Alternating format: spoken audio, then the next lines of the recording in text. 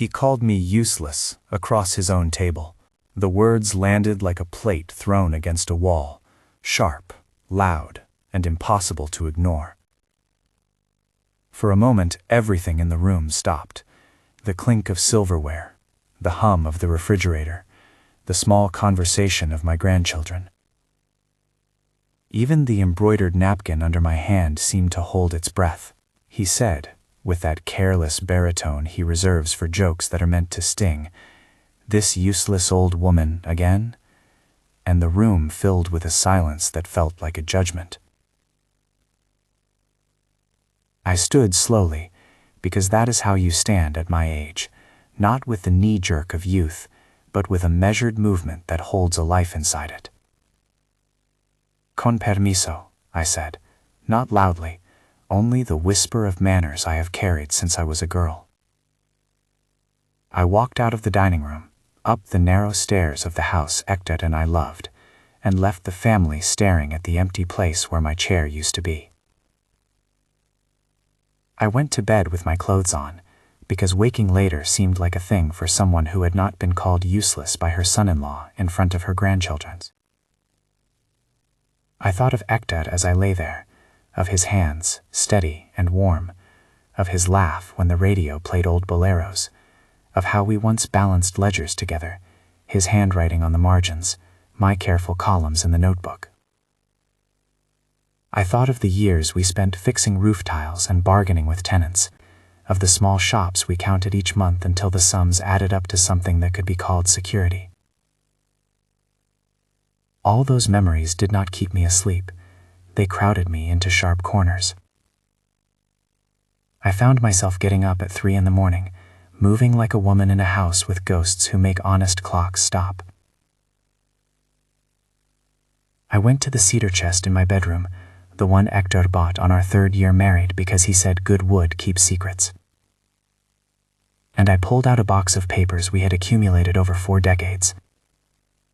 Deeds, receipts, faded invoices, a yellowed copy of a will I had written with Hector's counsel years ago when we still trusted the future as something you could ledger and count. I opened the box under the single lamp's warbling light. The terrace's terracotta walls felt near and familiar even in the dark. There were small things, the smell of old paper and lavender, the pressed dried leaves Hector once tucked into a book he loved. I let my fingers wander over the papers until they found the knife-straight line of a signature I knew like a fingerprint, my own. There are moments when a name on a piece of paper becomes an accusation. There it was, my name, on documents that suggested I was not only the owner of the house and several small rental shops, but also a guarantor, and of all, on a loan I had once agreed to sign for a business venture Hector believed in. There was also, tucked among the rent receipts, a bank statement with withdrawals that I did not recognize, dates that coincided with a car purchase and a payment to an auto dealer that included the name Sebastian.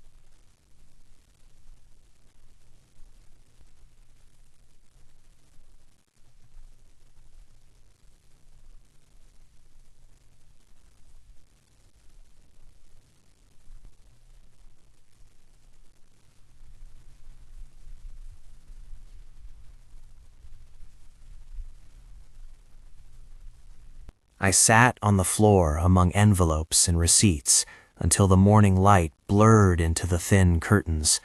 I smelled coffee from the kitchen below, and I heard my granddaughter Regina's laugh somewhere through the house. I felt a long burning, not of heat, but of something like sorrow sharpened by a final edge. It was not just anger, it was the recognition that for years my work had been invisible, and that invisibility had softened edges until people believed I could be dismissed. That is one of the hard things about invisible labor. You grow accustomed to being the quiet engine in a family, and then the engine is treated like furniture, useful only when it functions exactly as expected, and absent of notice when it is tired. I had balanced ledgers for Hector when he traveled with his repairs. I had negotiated with tenants in a voice that made them laugh and pay. I had paid bills at midnight, so lights stayed on for children doing homework. I had embroidered napkins in ironed shirts and taken medicine bottles to the pharmacy at dawn. When Hector died, the heavy world that had been two people narrowed to one set of hands. I was grieving, yes, but I was also managing. And in that narrowsome place, between grief and necessity, things can happen that you do not see until you choose to look. The choice to look is a quiet rebellion. It does not happen in one decisive, sweeping moment. For me, it came slowly, in the small accumulation of details.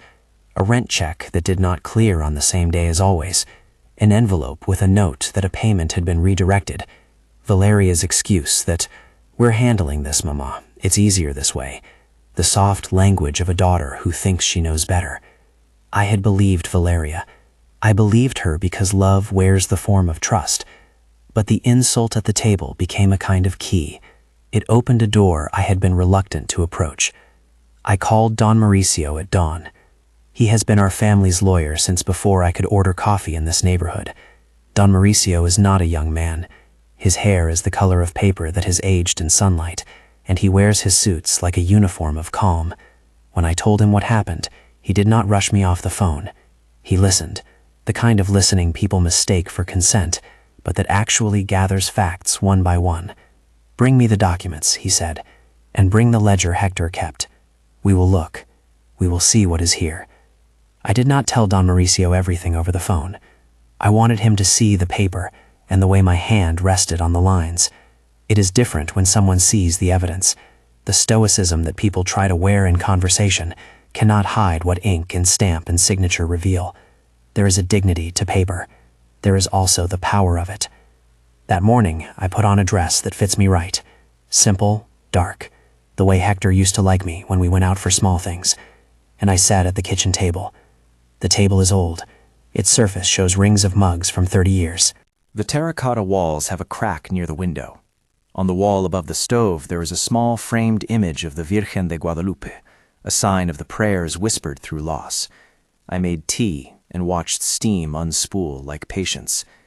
Valeria came in because she always comes in when I am quiet.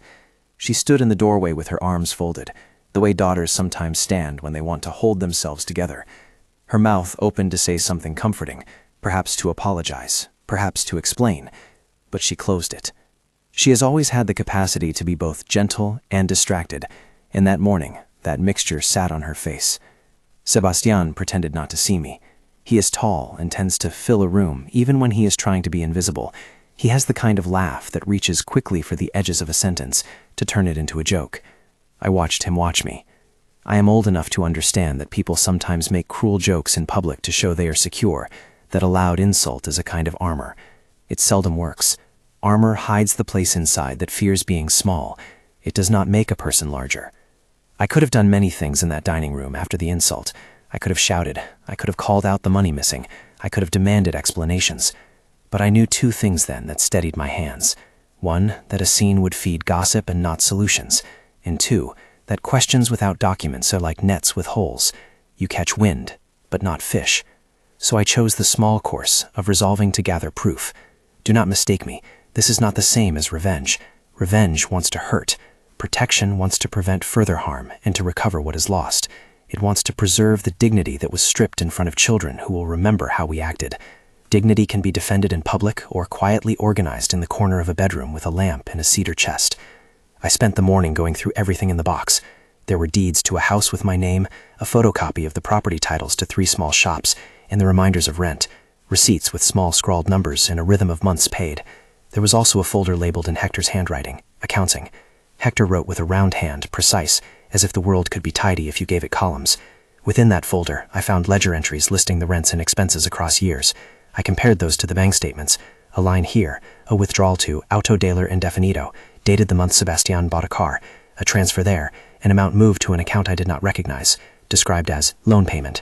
My signature appeared on a document marked Aval, a guarantee saying I stood behind a loan. There were invoices for repairs to the shops that never matched the amount spent. Little things that make a pattern. Walking through those pages felt like walking through a house I had built with someone and finding rooms locked away. There are small betrayals that become large ones by repetition. A withheld payment, a diverted rent, a silence about an expenditure. I had not wanted to suspect my own family, and perhaps because of that, I had not questioned with the sharpness an accountant once would have. I made a list, and I made another list to support the first one. I copied dates. I placed each paper under the lamp, watching the ink become a path that leads somewhere. At noon, I carried the box to the lawyer's office, my hands steady, and my heart less of the quick-burned sorrow and more of a slow, durable anger that does not hurt as much as it clarifies. Don Mauricio's office is a room that smells faintly of leather and coffee. He rose when he saw me, as he always does. There are diplomas framed on the walls, and a clock that seems to like the sound of itself. He poured coffee for both of us, and did not ask me to recount the insult. He had already heard the tone of my voice on the phone. He poured the coffee carefully, as if the act itself were part of a ritual of ordering things back to their place. He took the papers and leafed through them with the kind of attention only someone who has seen many lives unfold on paper can give. He pointed out a couple of lines and made notes. He explained, in the calm voice that had guided Hector and me through wills and estate questions years ago, what the documents indicated. Ownership records that named me, signatures that indicated guarantee obligations, payments that did not match receipts. These things can be resolved, he said, and I believed him because he said it without triumph. He did not offer miracles. He offered movement. We will need to act carefully, he added. First, we will verify schedules, confirm the entries with the bank, and prepare a legal revocation of the power you granted. In some cases, there are actions to remove a guarantor. We will speak to Patricia at the bank here. She will be discreet. You did the right thing in coming with the documents. I let the words fall over me like measured rain. They were practical, and I clung to their practicality. Don Mauricio's presence steadied me. He suggested we create an inventory of the assets in my name and the liabilities associated with the houses and shops. He said the word trust, the option of placing assets into a protective arrangement for the grandchildren. He said the word revocation of the power of attorney I had signed years ago, in a moment when grief made me vulnerable. He said avales with the same evenness he uses for any technical word, and I felt the coolness of it. These were tools, not weapons.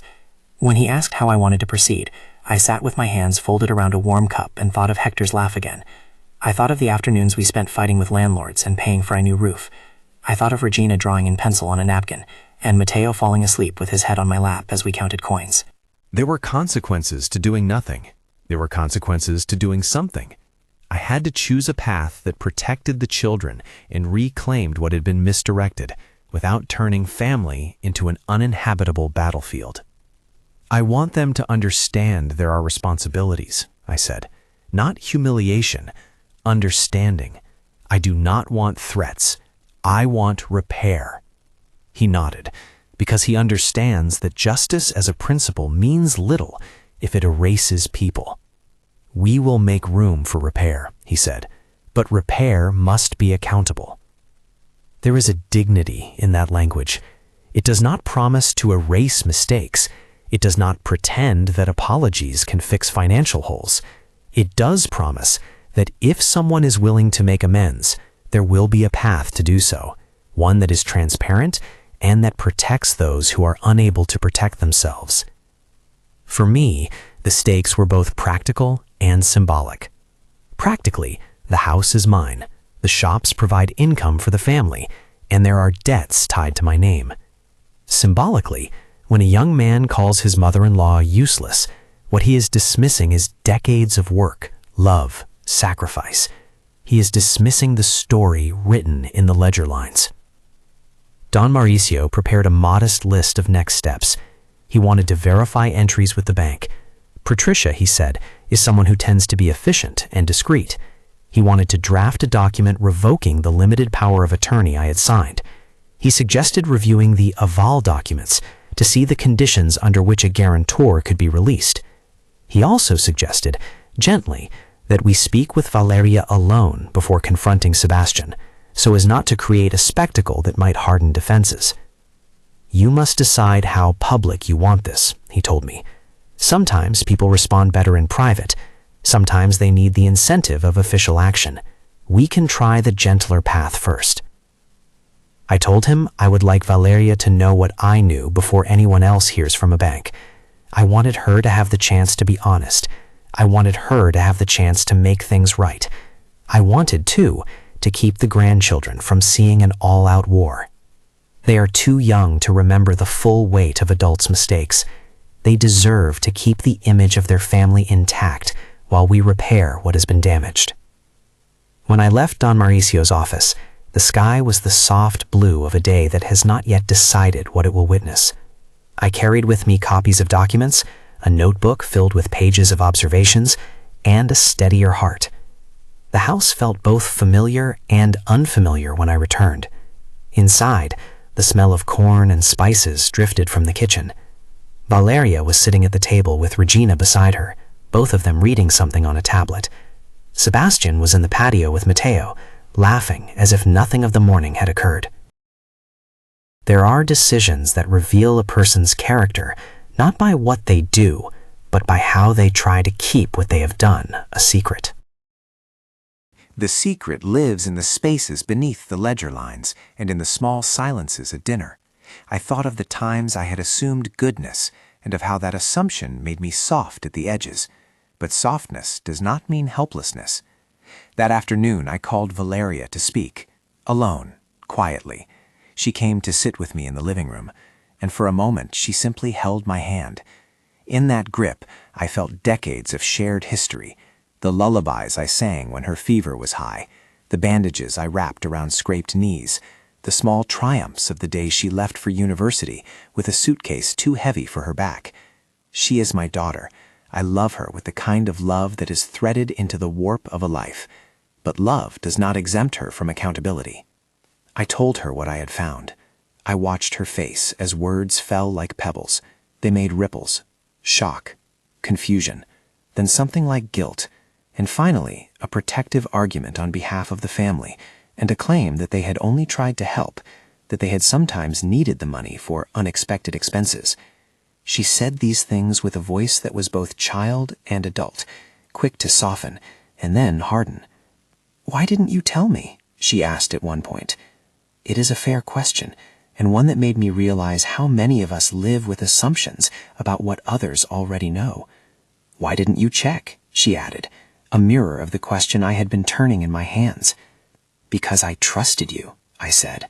"Because trust is not a thing I hand out lightly and then take back lightly. Because grief makes you vulnerable. Because I thought you would ask before using money that belongs to all of us." She cried then, and I let her cry. Tears are not a currency of absolution, but they open doors. She said she had been afraid of calling me because she thought I would be angry. The truth was, she had been complicit in a pattern that blurred financial lines into family entanglements. Sometimes the people we love make mistakes that look like theft, and sometimes they look like misunderstanding. The difference is whether there is a willingness to repair. By evening, we agreed to talk to Sebastian together the next morning. I wanted him to see the documents. I wanted him to see the ledger and to see the rent receipts.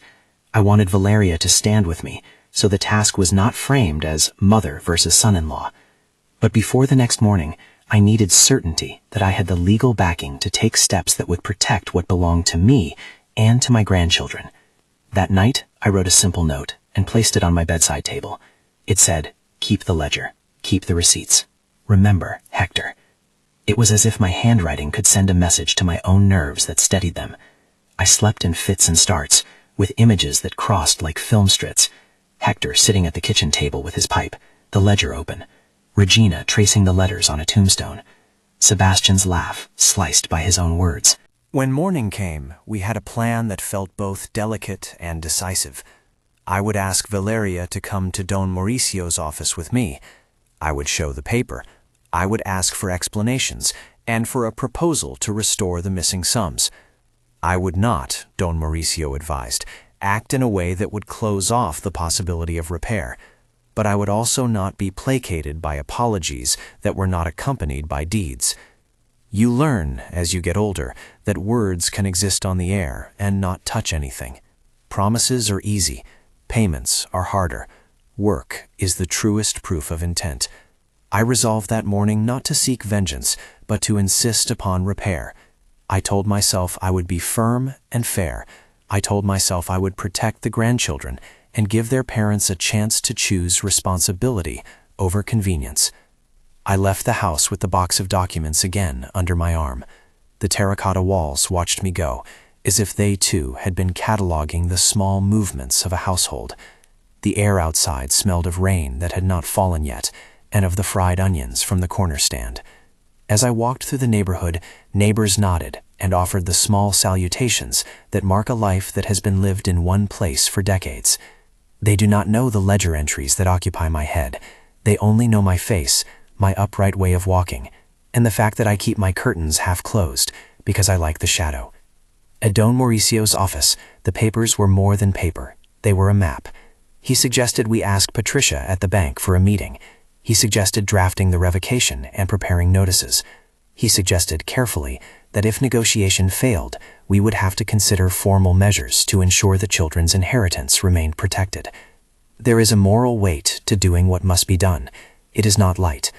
I felt something like resolve settle in my chest, a feeling that is not hot with anger, but cool with the knowledge of worth. My worth is not proved by receipts or by bank balances.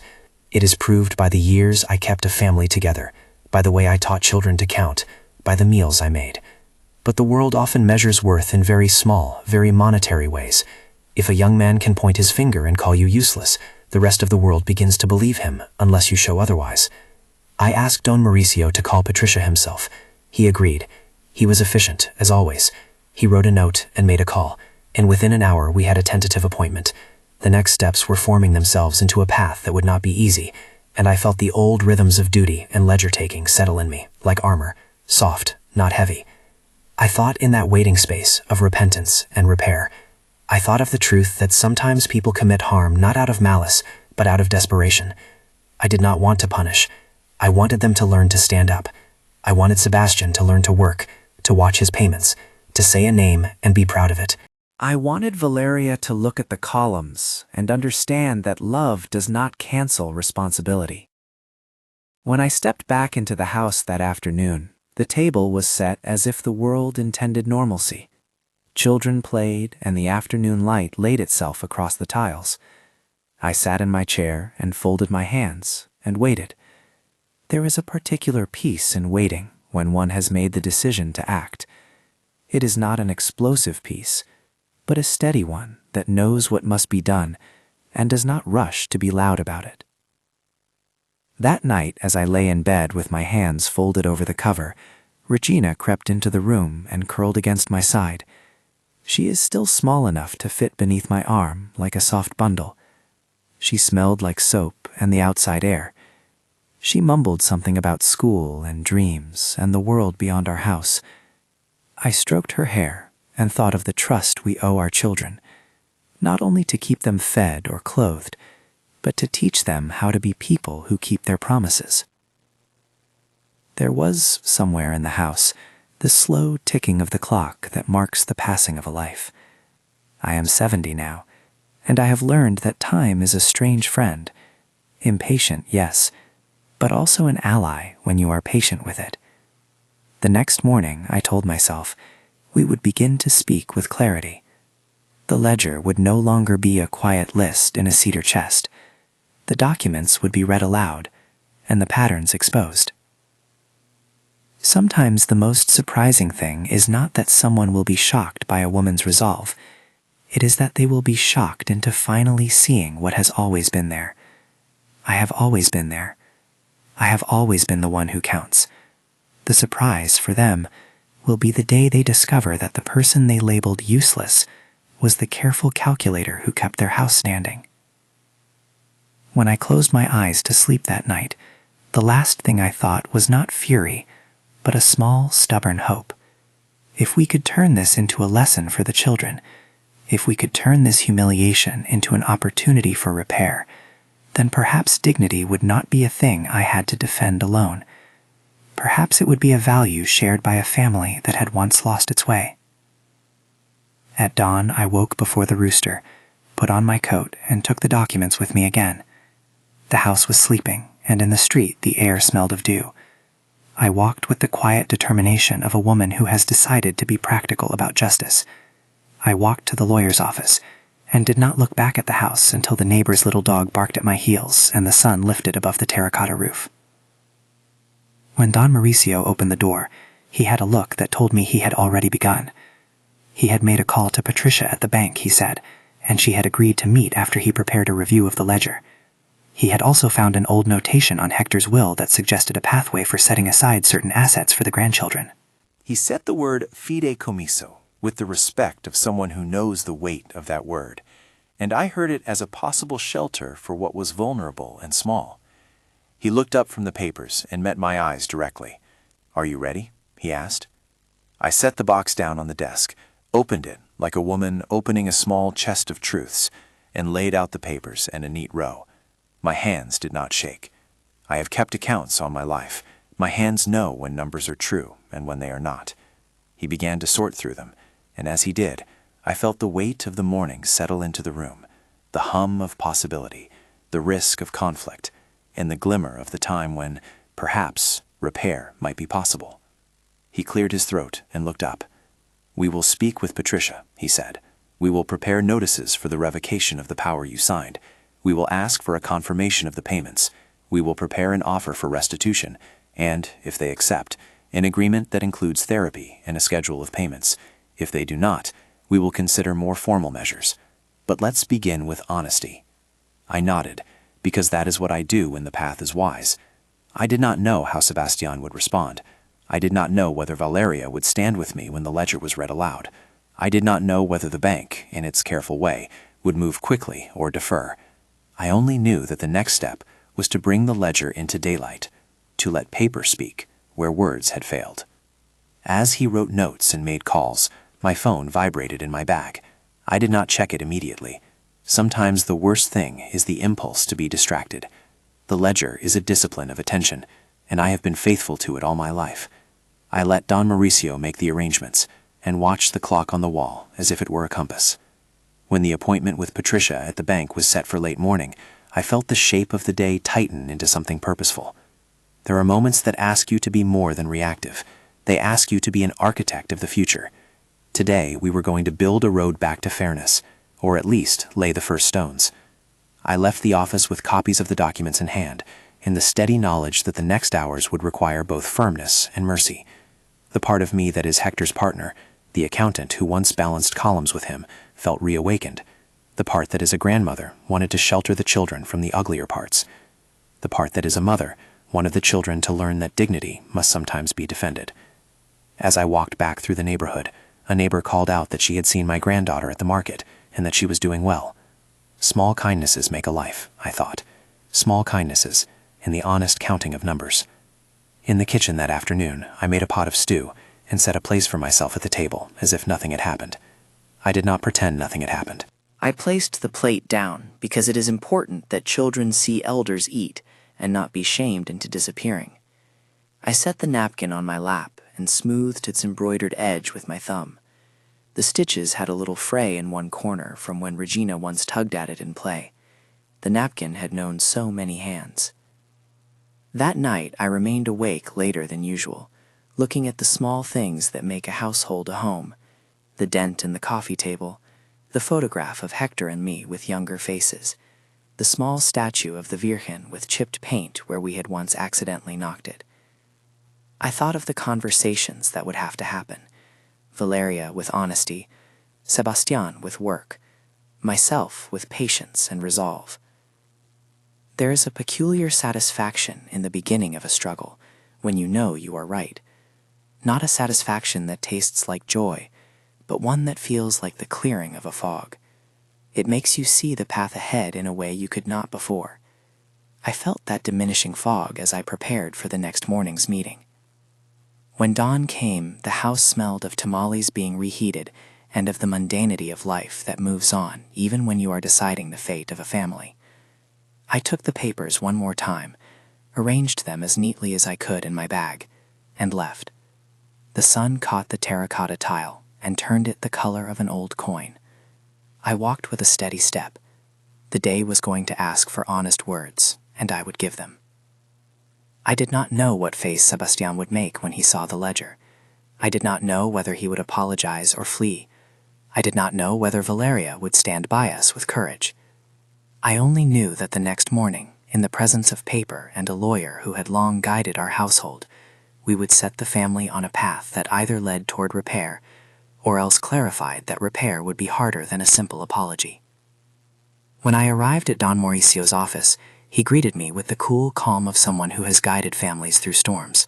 He had already prepared the revocation drafts and had contacted Patricia. He looked at me and said only, "Let's begin." I placed the documents on the desk again, and as we began to go through them, footsteps in the corridor announced someone else arriving. The chair by the door shifted. Valeria was there, steadying herself, bringing the family's hesitance with her. She sat, and the space between us filled with paper and possibility.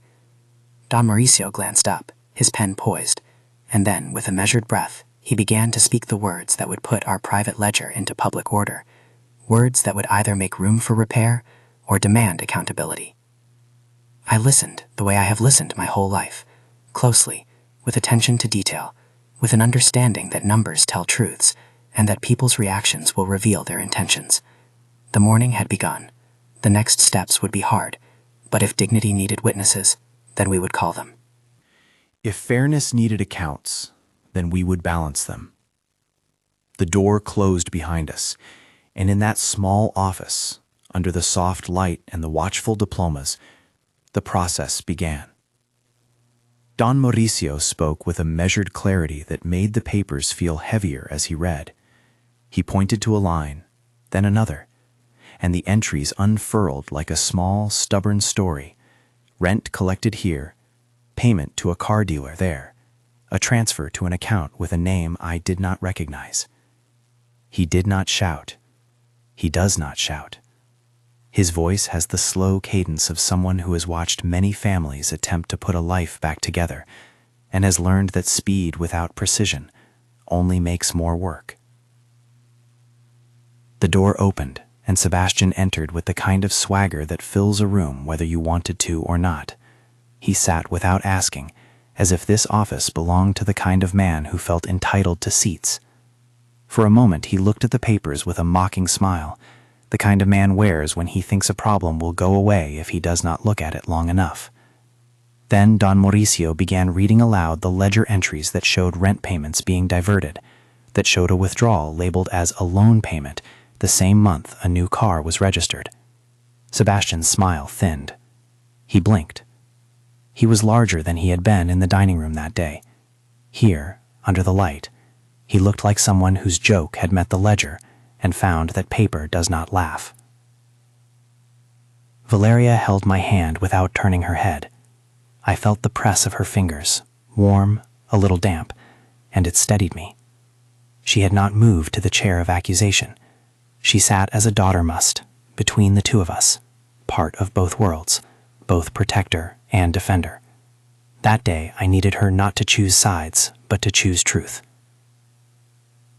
Sebastian spoke first, quickly, with the sort of breathless defense that seeks escape routes. "Those are mistakes," he said. "It was for the house, Mama. For expenses with the shop.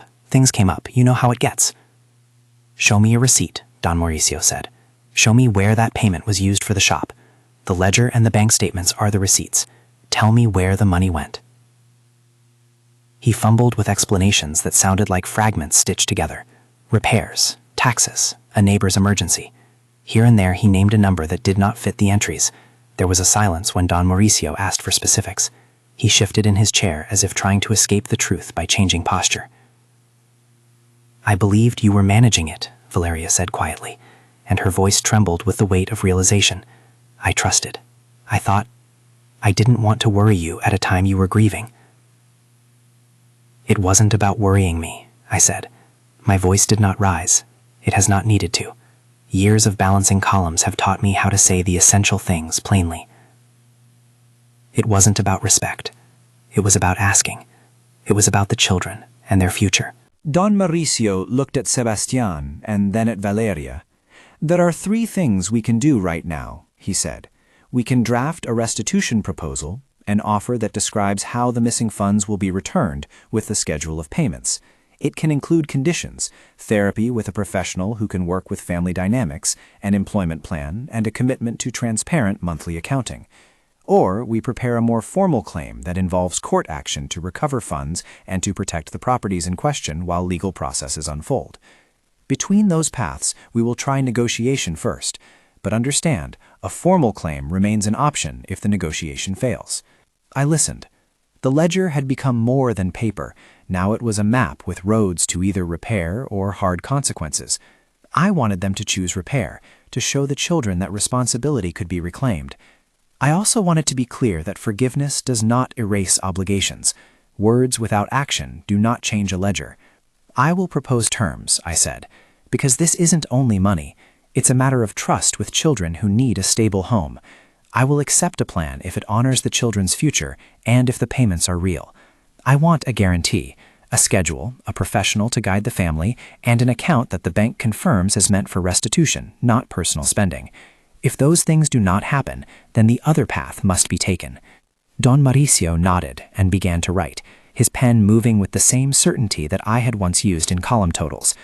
He asked Sebastián if he would be willing to sign to a restitution agreement and to begin therapy with Dr. Mendez. His voice was gentle but precise, mercy with conditions. Sebastián's face hardened. Therapy? For what? I'm not... He stopped. He tried to gather indignation, then found only the quickness of a man who had been caught. He was not lawless. He was surprised that the house of soft assumptions had been moved to daylight. He sputtered about giving his best, about working more, about needing time. The defensiveness had the shape of someone who had been used to others making space for his choices. Valeria's shoulders shook. She began to speak for him and for herself at once, apology wrapped in explanation. We thought we were helping, she said. We never wanted to take advantage. If we made mistakes, we will fix them. There was something in her voice that was not contrived. It was tired with guilt. It was the voice of a woman who suddenly saw herself reflected in pages she had not read. I will work. I will help. We'll put the house income on a different account. Sebastián will find work. Don Mauricio laid out the practical options with the deliberation of someone who knows that the law can be a scalpel or a hammer. Mrs. Renteria, he said to me, if you agree, I will prepare a restitution agreement. It will state the amounts we have traced so far and propose a schedule. It will include a clause requiring the payments be made into an account we will supervise. It will require that Sebastián participate in therapy and show proof of employment. It will allow for a set period for repair. If they do not comply, the agreement will state the next steps we will take, including more formal measures to protect your assets and the grandchildren's inheritance. I felt the room compress into a small focus, the ledger, the pen, the timetable. I could feel Hector's presence in the quiet of the office, as if he were folding his hands with mine. For all the weight of what was at stake, my demands were not extravagant. They were a request to be treated as a person who had labored and cherished and now sought fairness. Sebastián bristled at the thought of therapy. I don't need therapy, he said with a tight laugh. Therapy is not an insult, I said. It is a tool. We are asking someone to learn a different way to be. You can choose to use the tool or to refuse. Refusal will shape the path. He said nothing then. He stared at the ledger and perhaps finally began to see the arithmetic of his life reflected in ink. There was a long breath, as if a dam had been tested. Don Mauricio pushed a paper toward him, an initial draft outlining the restitution plan, payments, job searching, therapy, accounting transparency. He set a reasonable timeline for a first installment and left space for practical scheduling. He did not promise miracles. He promised movement. Sebastián's anger returned in a small spike. He accused us of making a spectacle. He said he had provided for the family and that the ledger did not tell the whole story. He fumbled with a rationality that sought to smooth the edges by invoking general hardship. For a moment, I felt the old ache that comes when people try to explain away consequence as an accident of life. Then I stood in a way that has become natural to me over a lifetime, minor, steady, without theatrics. I am not asking for spectacle, I said. I am asking for repair. Children deserve to grow with parents who pay what they owe. They deserve a home that is stable. You may think you have provided. You have also taken without notice. We can correct that. Will you sign? There was a long silence. Sebastian stared at the paper. He looked at Valeria. He looked at me. Then he did something I did not expect. He put his hands in his hands and exhaled like someone who has been carrying more than he thought. The posture was not an apology, but it was a human moment. I can do it, he said. I will work. Will you agree to therapy? Don Mauricio asked. Yes, he said, if that's what's needed. It sounded like the first credible sentence he had spoken all morning. Valeria reached for my hand, and we both squeezed in a small and messy accord that was not yet full reconciliation, but was at least a starting point. We left the office that afternoon with a plan drafted to the point where signatures could be made once the bank confirmed certain entries. Don Mauricio made a call to Patricia and asked for a meeting the next morning. He did not need to explain, because Patricia was part of the quiet machinery of these things, efficient, discreet, with the authority to confirm accounts and payments. She would speak with the bank about possible actions and provide guidance about how to protect assets tied to my name while we moved forward. I was careful not to say more than necessary. The law is a tool, and banks are instruments. Both can be used to shelter or to punish. My goal was shelter. That evening we had dinner quietly at home. The children played in the patio.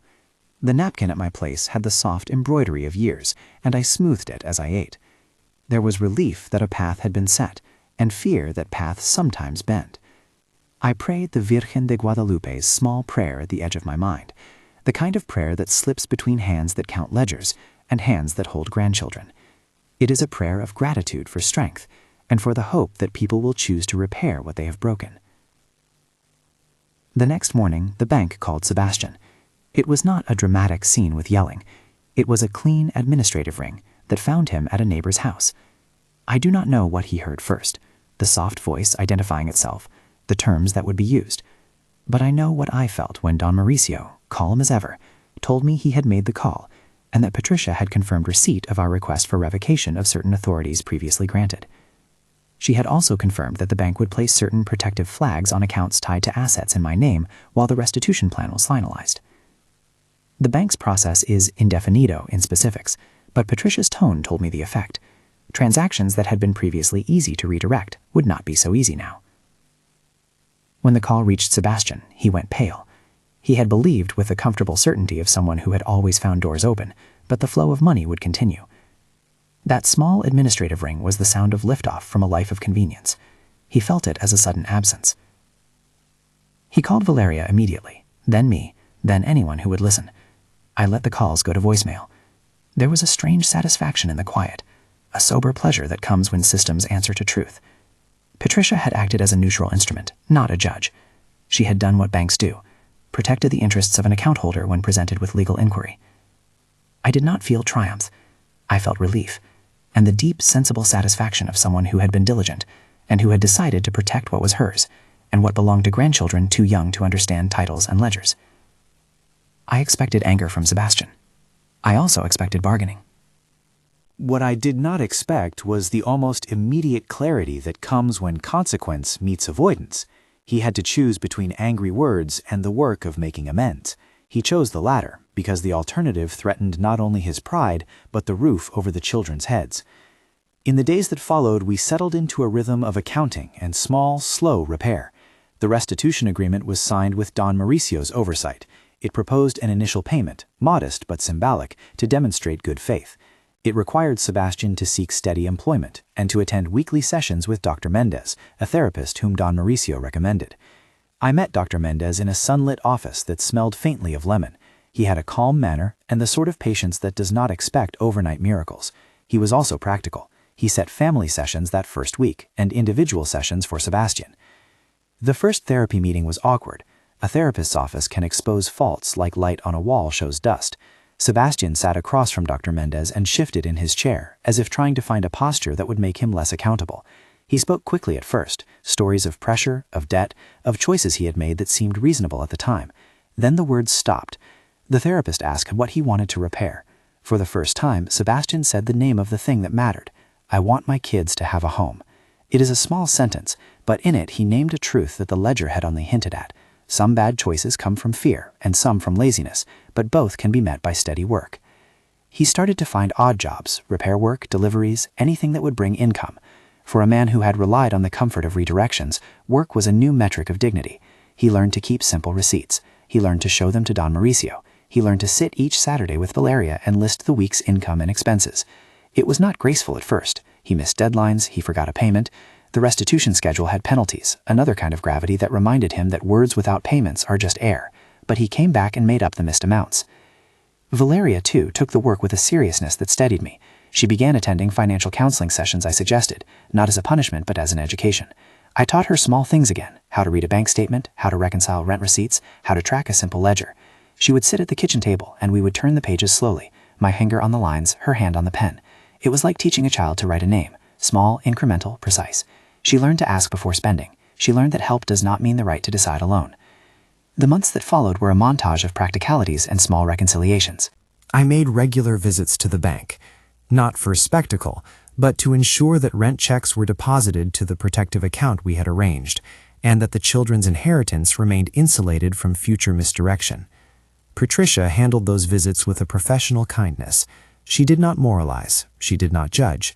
She confirmed politely that the changes were in effect. There is an odd dignity in having people do their jobs well when justice is at stake. It does not make things easier, but it makes them clearer. There were nights when I sat awake thinking about the scale of what had happened. The ledger was not simply about money. It was about how a family had come to view my labor as kitchen floor work and not accounting, as invisible contribution rather than as fundamental to our household survival. I had taught children to count coins and had kept track of rents and repairs, but in grief I had loosened my grip.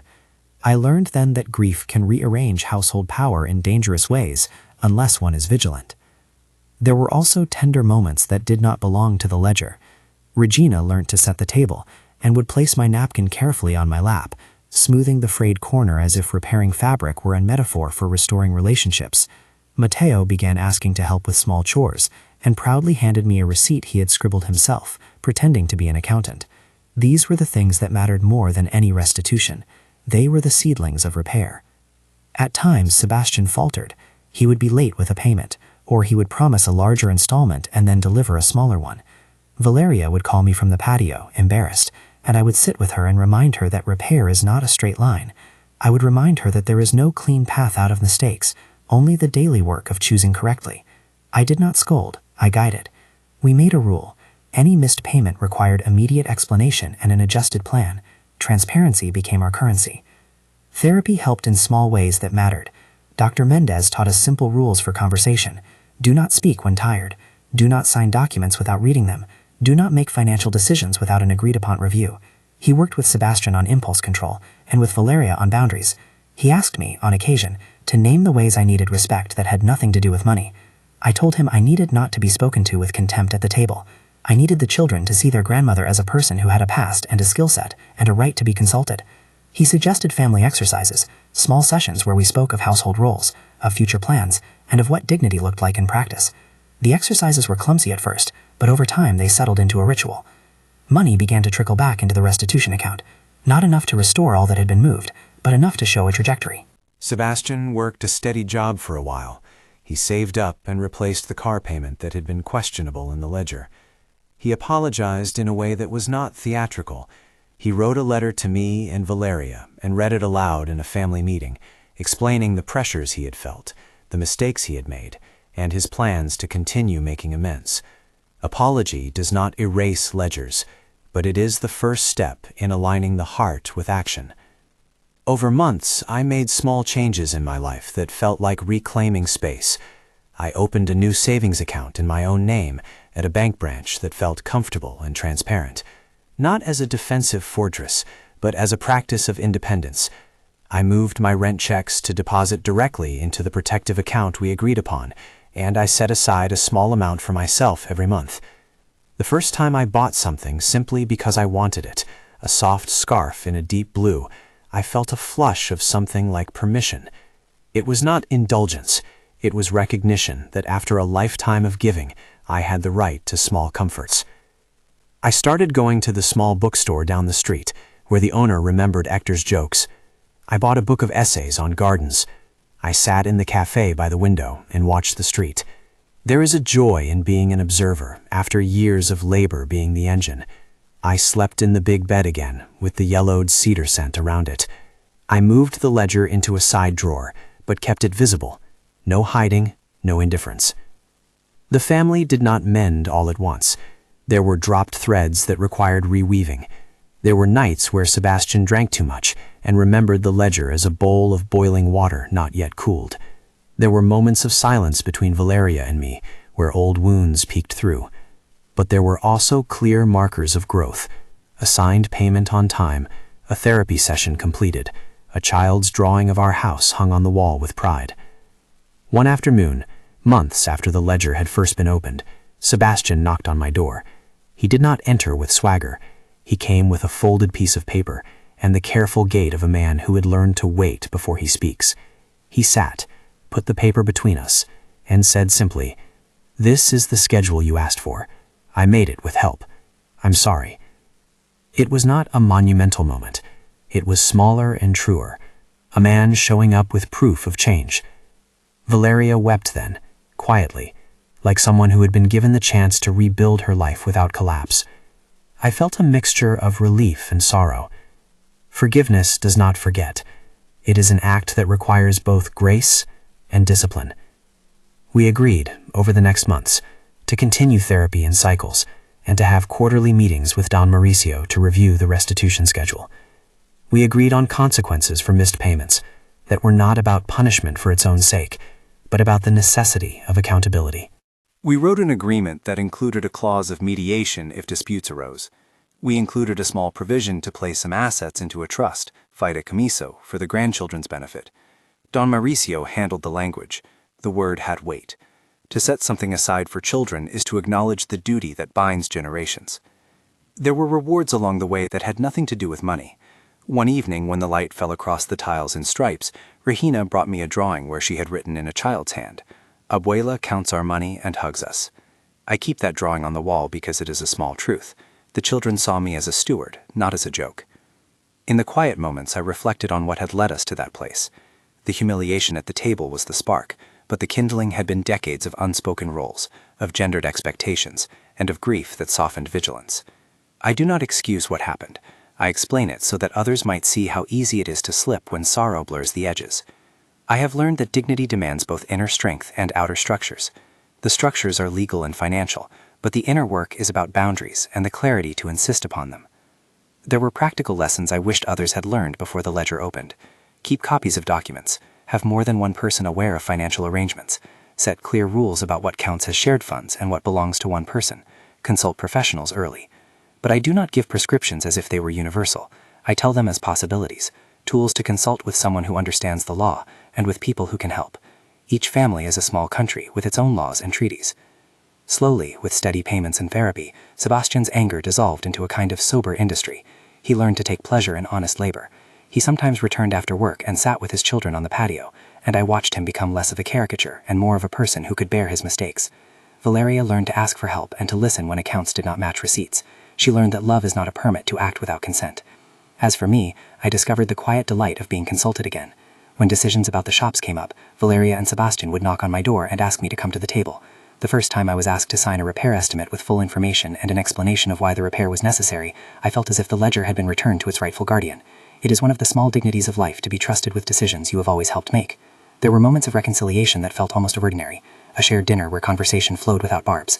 A Sunday where we attended Mass and stood together beneath the Virgen de Guadalupe's framed image, hands folded in a small gesture of communal hope. There was no miraculous absolution. There was a slow learning to be accountable, to respect roles, and to keep promises. I am not oblivious to the reality that not all stories end this way. There are families for whom restitution is impossible, for whom legal measures are necessary, for whom relationships cannot be restored. I do not pretend mine was an easy path.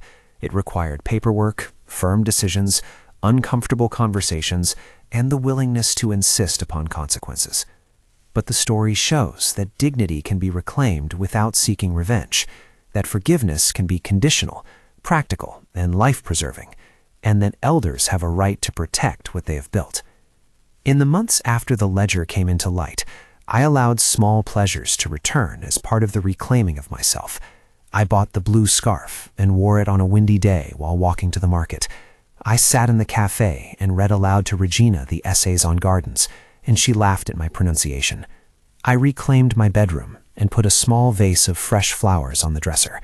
I paid a small fee to have someone help me catalog the boxes in the cedar chest, making the documents not an accusation, but a record that could be consulted.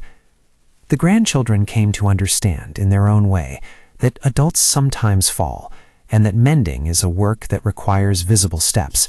They saw payments made, heard apologies, and watched therapy sessions where people learned to listen. Perhaps that is one of the greatest gifts I can give them, a model of how to treat elders and how to take responsibility when you have erred. One evening, months later, Sebastian stood at the dining table and repeated, in a voice that was not performative but steady, the words he had written earlier. "Abuela, I'm sorry," he said simply. "I was wrong. I will keep doing the work." He looked at me then, not as a target, but as a person he had wronged and hoped to repair. I nodded. It was not a contract. It was a continuation of the agreement we had set in motion. I accepted his apology, not as erasure, but as evidence of his willingness to change. We have built a new rhythm in the house. It is quieter and more transparent. Valeria sits with me on Saturdays to go over accounts.